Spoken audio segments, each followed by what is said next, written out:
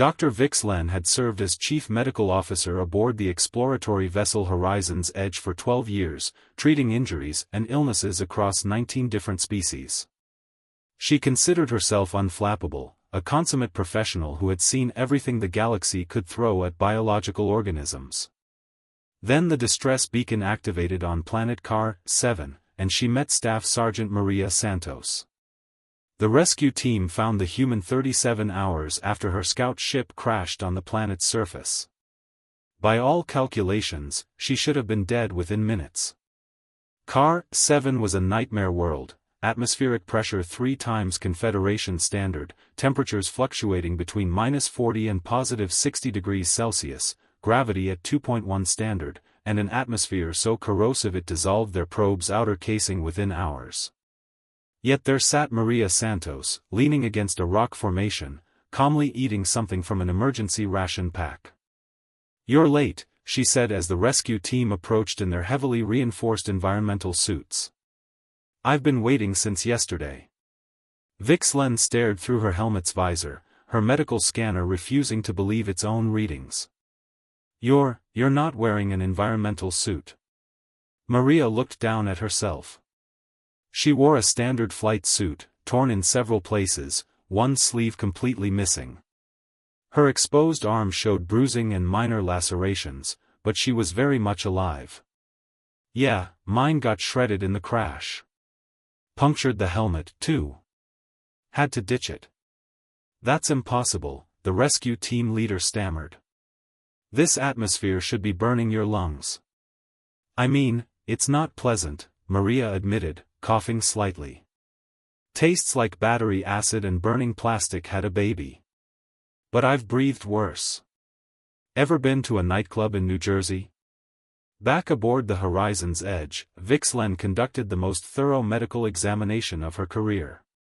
Maria sat patiently on the medbay table, answering questions while scanners ran continuous diagnostics. "Your core temperature dropped to 34 degrees at one point," Vixlen said, reviewing the data from Maria's emergency biosensors. "That should have induced cardiac arrest." "Got pretty cold at night," Maria agreed. "Started doing jumping jacks to stay warm. You know, basic survival training stuff." "Jumping jacks." Vixlen repeated the term, her translator struggling with the concept. "You exercised, in conditions that would kill most species through exposure alone." "Well, yeah. Movement generates heat. They teach that in basic." Maria stretched her shoulders. "The gravity was rough, though. Felt like wearing a weighted vest. Good workout." Vixlen pulled up comparative data. "Staff Sergeant Santos, I need you to understand what you survived. Car 7's environmental conditions exceed every safety threshold we have.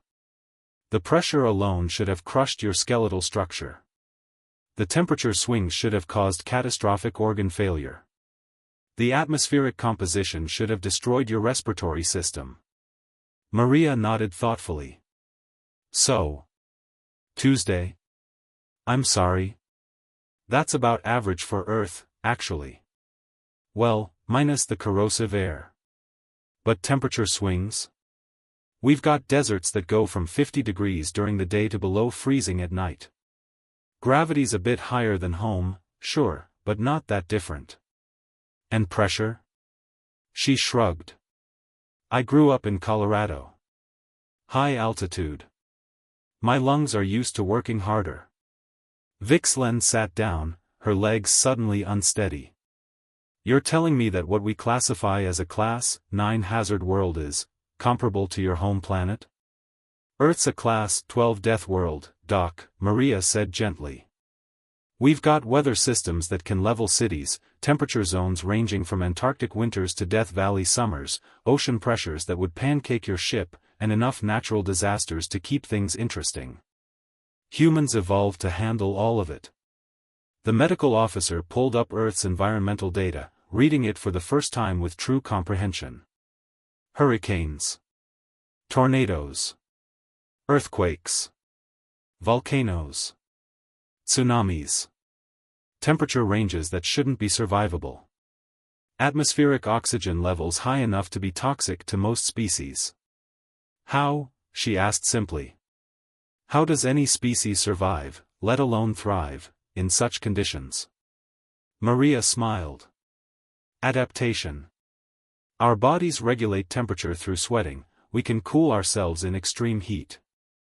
We shiver and generate warmth in cold. Our muscles and bones are dense enough to handle high gravity. Our lungs are ridiculously efficient. And our immune systems? She laughed. They fight off stuff that would kill most aliens just from breathing the same air. But the psychological stress makes us stronger, Maria interrupted. You know what we call extreme environments on Earth? Home. We live in deserts, tundras, jungles, mountains, and coastlines. We build cities in earthquake zones and tornado alleys. We're stubborn like that. Vixlen's assistant entered with the final atmospheric analysis from Car 7. Doctor, the corrosive compounds in the atmosphere, they're similar to industrial pollutants found in human urban centers. Maria nodded. Yeah, smelled like Los Angeles on a bad air quality day. Little worse, maybe, but not by much. You're comparing a hazard world to your cities. Our cities can be pretty hazardous, Maria admitted cheerfully. Vixlen made several notes in her medical log, then looked up at her patient. Staff Sergeant Santos, I'm clearing you for active duty. Physically, you're in remarkable condition considering what you endured. Thanks, document. However, Vixlen continued, I'm also filing a report with Confederation Medical Command. We need to completely reassess human environmental tolerances. What we've classified as extreme conditions appears to be routine for your species. Maria hopped off the examination table. Does this mean I get hazard pay for the Car 7 mission? Absolutely not. Apparently, it wasn't actually hazardous for you. As Maria left the medbay, Vixlen pulled up the Confederation's list of uninhabitable worlds, planets too dangerous for settlement or extended exploration. With growing disbelief, she realized that at least 40% of them had environmental conditions less extreme than Earth. She sent a message to Confederation Command with a simple recommendation: when assessing planetary hazard ratings, consult humans first. Their definition of survivable exceeds our definition of extreme by considerable margins. The response came back within hours: recommendation approved. Also, please send complete human environmental tolerance data. We may have been classifying too many worlds as uninhabitable. Vixlen smiled, thinking of Staff Sergeant Santos calmly eating rations on a planet that should have killed her. Deathworlders, indeed.